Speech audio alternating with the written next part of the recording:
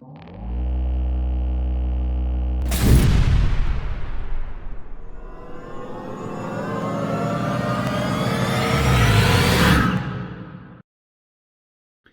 morning, good morning, good morning, and welcome back to another episode of the Mysticism Decoded podcast. I am your host, Aleph Lev, and in this episode, we are going to continue on with the audiobook and analysis of the Gateway process.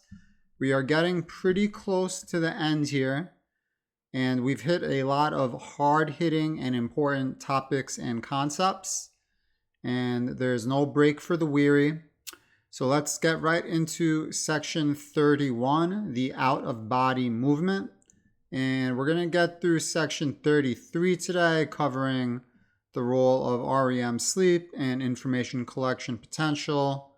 I want to save section 34 for the next pod because this actually gets specifically into mysticism, which is pretty cool. And it was really the launching point for the rabbit hole that I would go down for the next several years, landing me where I am now, interpreting Judeo-Christian mysticism, or Kabbalah and Merkava as it's known, among other ancient texts and mysticism. But if you've watched my channel before, you know primarily it's Judeo-Christian mysticism.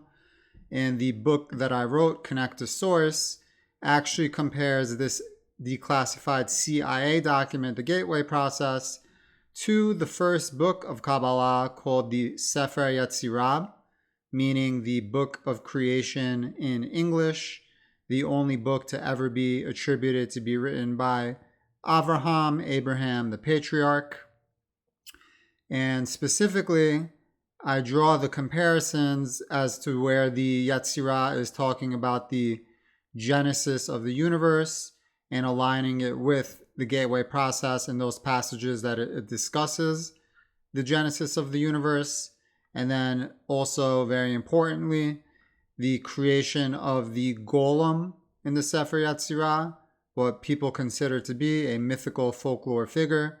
I have showed you that it is anything but, and that was discussed in episode 15, where we got deep into the section called patterning.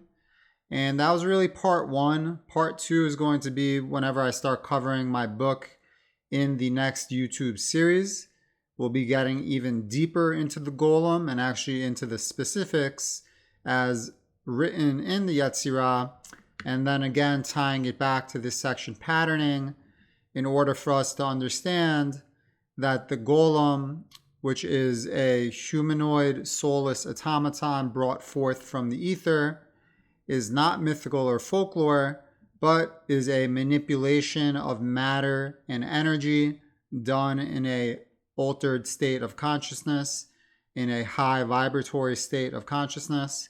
So if you want to catch up on that, I highly recommend taking a look at episode 15. Of course, you can also just buy my book and not wait for me to cover it in the next series. The link is in the description. But with that said, let's continue on. Section 31, the out of body movement. This remarkable phenomenon has been saved for discussion in detail until last because of the interest which it occasions and special circumstances involved in its attainment. Monroe Institute stresses that the Gateway program was not established solely for the purpose of enabling participants to obtain the out-of-body state, nor does the program guarantee that most participants will succeed in doing it during the course of the training at the Institute. To clarify, the reason it says this is the training program is 1 week long. It could take certain individuals many months to be able to lock down the technique, whereas some people, they'll be able to get it right away. I explained this previously with the example that you might naturally be a great jump shooter like Steph Curry, or you can barely hit the backboard on a free throw like Shaq. And again, my apologies to Shaq. I am a Shaq fan, but he is a horrible free throw shooter. But again, it's a natural skill. So everyone is capable, but some people are better at it than others. and some people can develop their skills more quickly than others. Only one tape out of the many which make up the Gateway experience is devoted to the techniques involved in the out-of-body movement.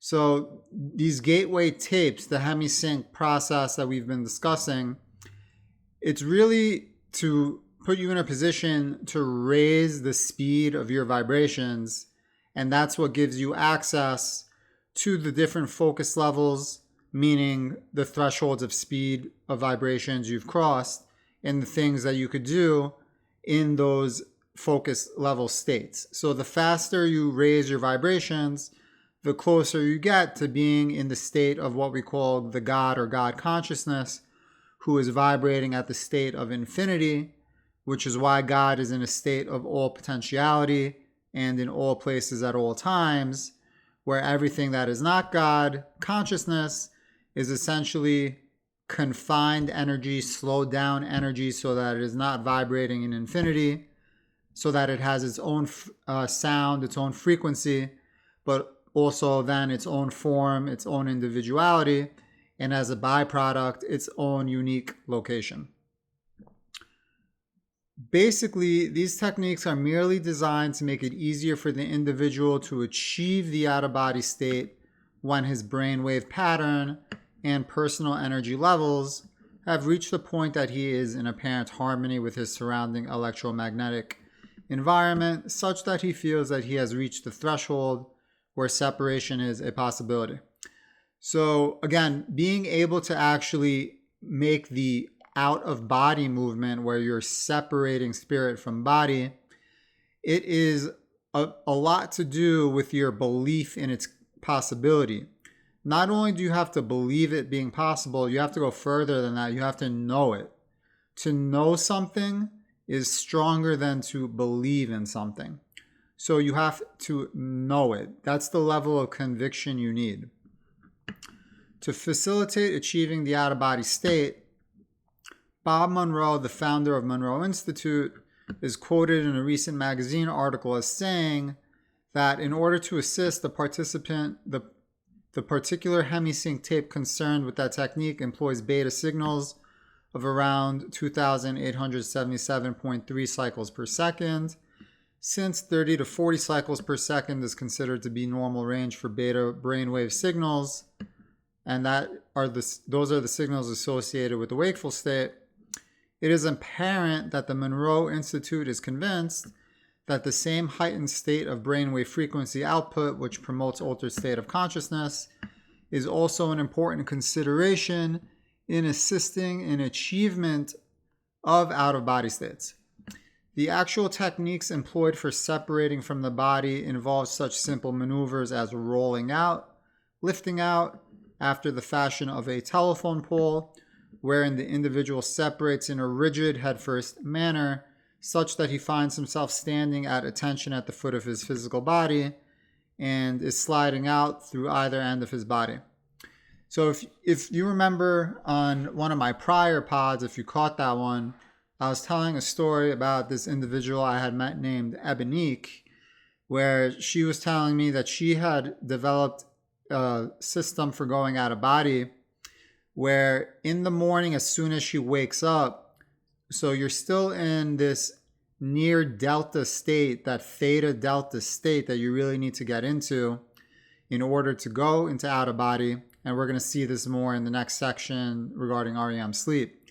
But as soon as she wakes up, she starts doing this motion like a rocking crunch, and she throws her arms in front of herself, and she is basically able to eject her spirit from her body by making that physical maneuver while also meditating, and is aided by the fact that she is already in a theta delta state.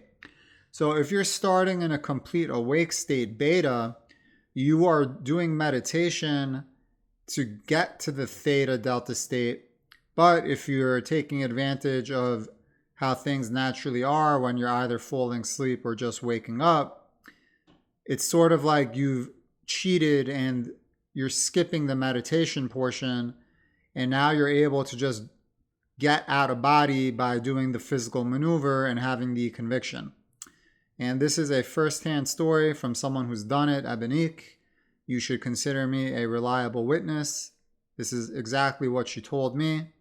I believe her, and you should believe me, because it is also described right here in the document. It probably aligns more so with this description of rolling out as opposed to lifting out. So you could say she's really employing a rolling out technique, according to the document. All right, now let's get into the next section, the role of REM sleep. And if you didn't know this about REM sleep, this is really cool. It is interesting to note that Bob Monroe informed the Gateway class that finished on 7 May 1983 that an ex-trainer of his operating in Charlottesville, Virginia, found that he could guarantee out-of-body movements by bringing participants down into a rapid eye movement, that's REM, state of sleep, and then using the hemisync technique. This may well be a function of the fact that most, if not all, people reputedly go into an out-of-body state during REM sleep.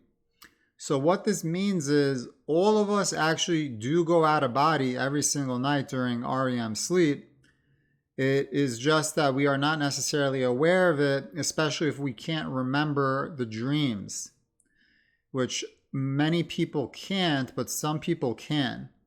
And it gives you a tip for remembering dreams in this section. It's not very detailed, but I'll tell you a tip from personal knowledge and experience. If you want to remember your REM dreams, and also I don't recommend that you do this, because being someone that has done this and gone through this both voluntarily and involuntarily, you don't really want to remember your dreams. I don't really want to get into detail as to why that is, but if you are remembering your dreams in vivid detail, multiple dreams a night, you're kind of having some problems. But the tips in order to do so, which again I don't recommend, is one, you need to wake up consistently through the night. So if you wake up after each vivid dream, you're going to basically remember that dream. But now you keep waking up through the night, your sleep is disrupted. And whenever you disrupt your sleep, you're disrupting your health. But one tip is waking up consistently, and you can sort of train yourself physically to shake yourself forcefully during deep sleep and sort of wake yourself up from a deep REM vivid dream. If you're good at lucid dreaming, that'll come easier to you. The other tip I can give you, which again I still don't recommend, is you can take a whole lot of melatonin, but taking a lot of melatonin can actually be dangerous, even though it's over the counter, even though they say you can't overdose on it.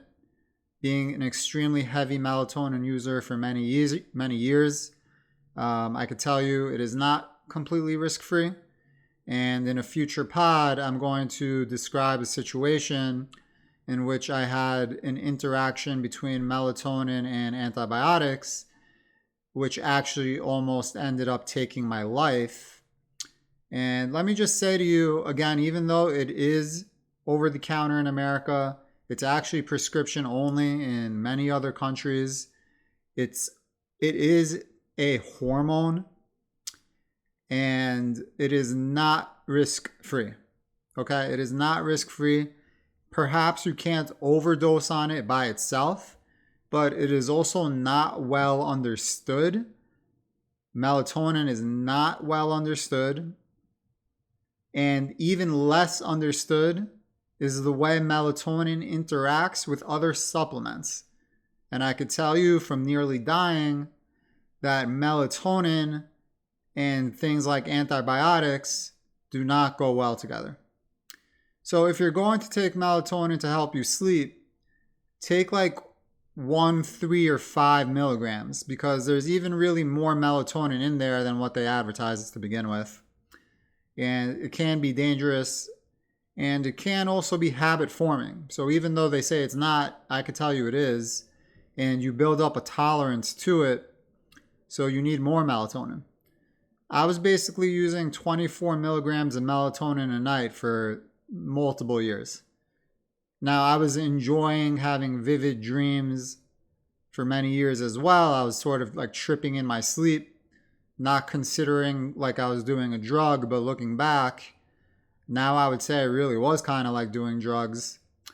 And melatonin, it's a slippery slope that I think is just not understood, especially in America, and is misadvertised. Now, besides melatonin, the other thing you can do, which is actually a lot safer than melatonin, is to supplement with L-theanine. Now, L-theanine, it helps you chill during the day. It's sort of like meditation in a pill.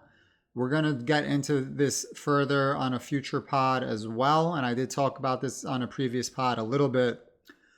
But L-theanine, for whatever reason, even though it makes you chill, it puts you in a good mood during the day, it actually can give you nightmares and vivid dreams at night. And this is a well-known side effect of L-theanine. So maybe not so much the case if you're just taking like 200 milligrams once in a while. But if you're taking 200 milligrams a day or more than 200 milligrams a day, you know that you're having vivid dreams. You know that you were having nightmares. You may not have known it was due to the L-theanine, but I'm telling you now, L-theanine, as much as it's a chill pill that puts you in a good mood during the day, for some reason, it also has the propensity to cause nightmares.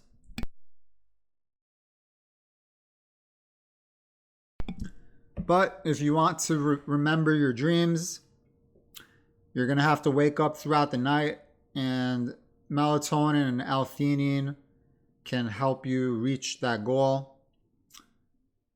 If you like to experiment, listen, I'm not going to stop you, but just start off with low doses. Don't go over the deep end too quickly just because you want to trip in your sleep. And it's safer than, let's say, doing, I don't know, mushrooms or peyote or whatever it is. You still got to be careful with it. All right, but let's continue now.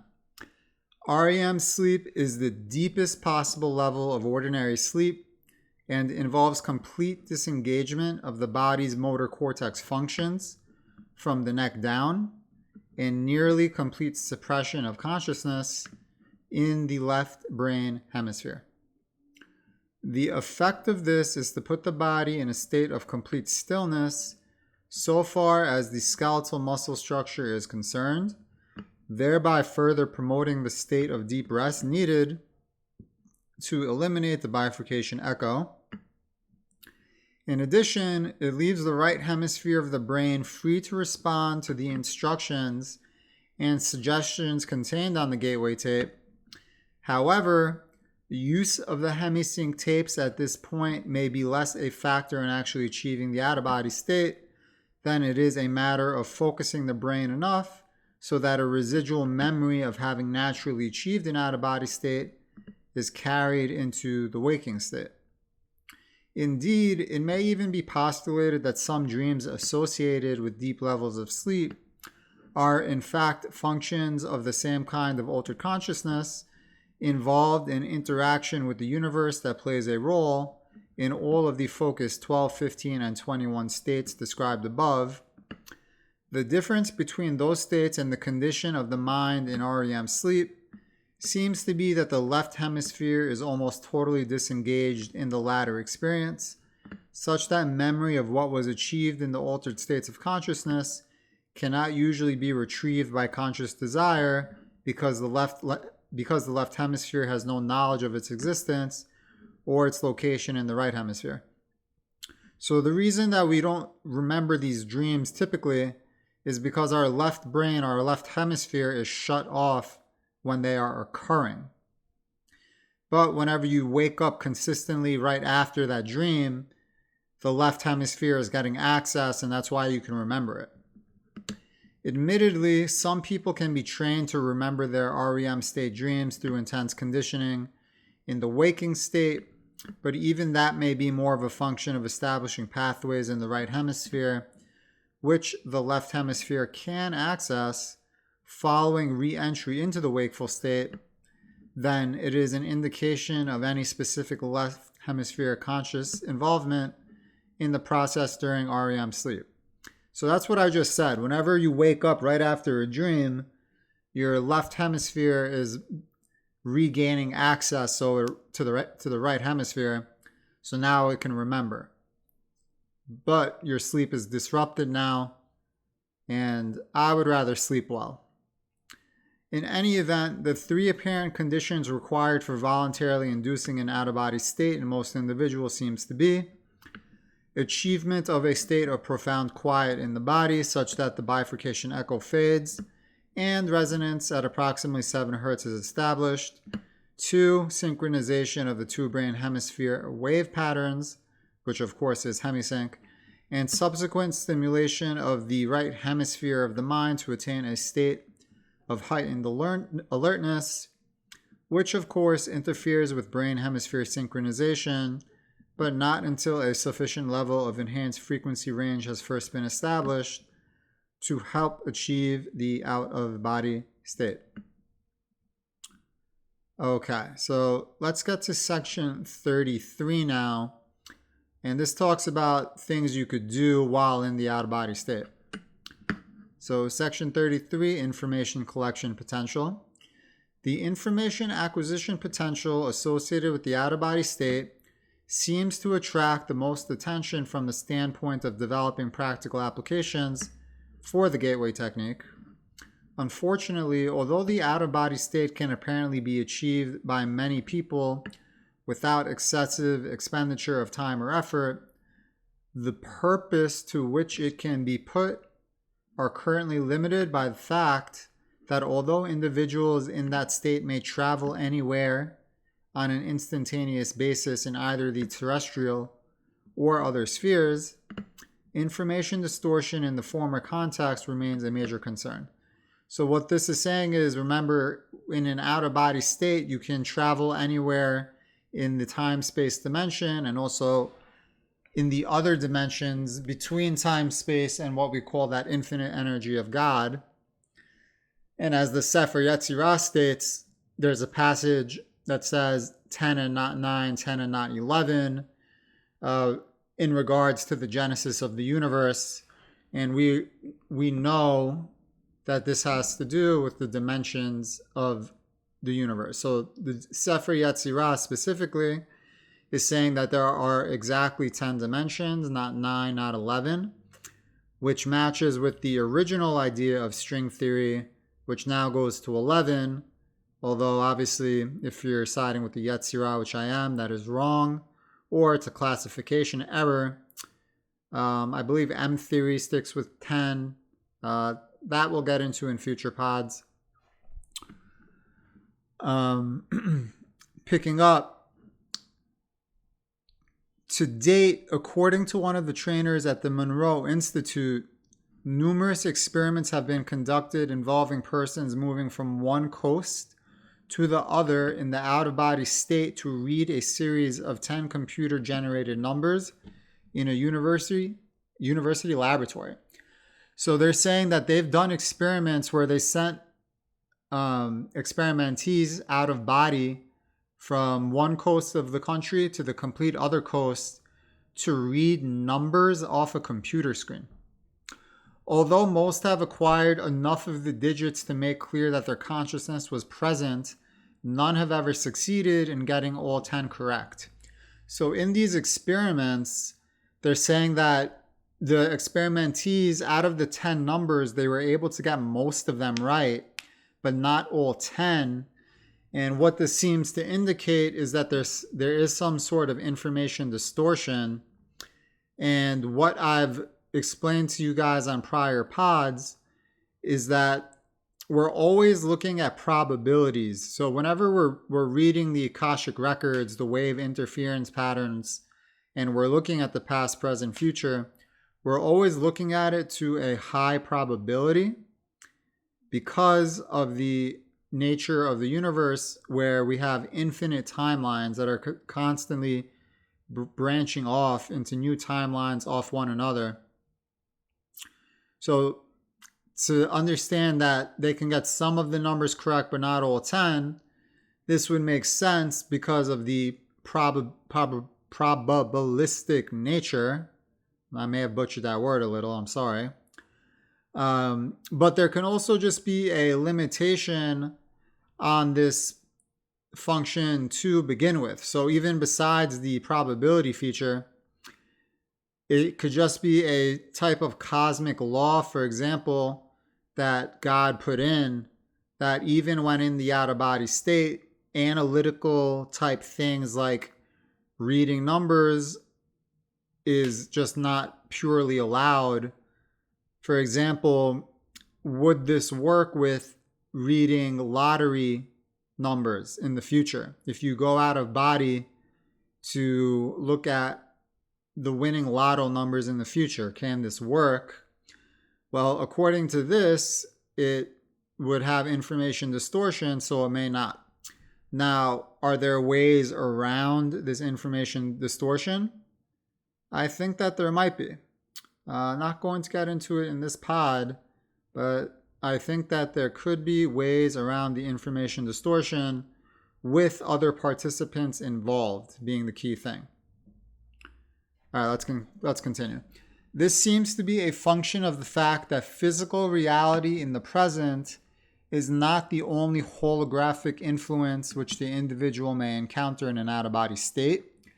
There are also energy patterns left by people or events occurring at the same physical site being viewed, but from the past rather than the present. In addition, since thoughts are the product of energy patterns, and the energy patterns are a reality, it may also be possible that individuals encounter thought forms while in an out-of-body state, which mingle with physical reality and are not easily differentiated. So it is just giving some other reasons here as to why there's information distortion. Essentially, like I said earlier, you are always looking at a probability anytime you're looking into the future, but so are other people looking at those probabilities. And as such, they have free will, you have free will. Now, because you looked, you might be making different decisions as opposed to what you would have done had you not looked. So things can still change. It's not ever 100%, but it is to a high probability. Finally, as Melissa Yeager writes, there is another potential problem area in the sense that holograms can be viewed pseudoscopically, that is to say, inside out or backwards, just as well as they can be seen in proper perspective. Some of the distortions occurring may ultimately prove to be traceable to this cause, because in the out-of-body state, an individual may perceive the holographic energy patterns given off by people or things interacting in time-space reality in a somewhat distorted form. So this is interesting too, because Melissa Yeager is saying you could be reading the holographic patterns, the wave interference patterns, upside down, inside out, whatever it may be. So for example, she's kind of saying you might be looking at something and think you're seeing a 6, but it's actually a 9. So this is another issue that exists with the information distortion and the out-of-body state phenomena. I hope you guys enjoyed this one today. This one will be a little bit shorter, yet sweet nonetheless. In the next pod, we're going to pick up with 34 belief system considerations. And this is particularly cool because we're going to start getting into mysticism specifically listed in this document, which really kickstarted a lot of things for me. So if you like this pod, just like everyone else asked for, please like, share, comment, subscribe. I am a new channel looking to get off the ground. The core work of this channel is actually going to be to interpret ancient texts and books of mysticism through the lens of modern technology, modern science, and ufology. But we need this document, the Gateway Process, to set up the foundation, to understand the nature of reality, to understand that we are living in God's imagination, essentially crystallized, made dense and physical, so that it is exactly equivalent to what smart people who are not spiritual call a digital computer simulation, except it's not a digital computer simulation, it is God's mind, but the results are the same. Anything that could be conceived or thought of or imagined is possible in our physical reality. So whenever I talk about the golem, for example, and I talk about time travel and out-of-body states and perceiving the past or future, understand that if you can believe this to occur in a video game or a computer game, our reality is no different, except we live in God's imagination where He is infinite energy. Everything that He conceives to give form and individuality is just confined energy. And everything in the universe is made of energy, including your body. Everything comes down to atoms and energy and the manipulation of such confined energy. And even your spirit as well is confined energy, is literally light, an electromagnetic wave, as we discussed on prior pods, and we'll be getting into again deeply, even more deeply, when I start covering my book in the next series. But until next time, 34 belief system considerations. We'll find mysticism mentioned exactly in the document. Thanks for joining. Aleph Lev out.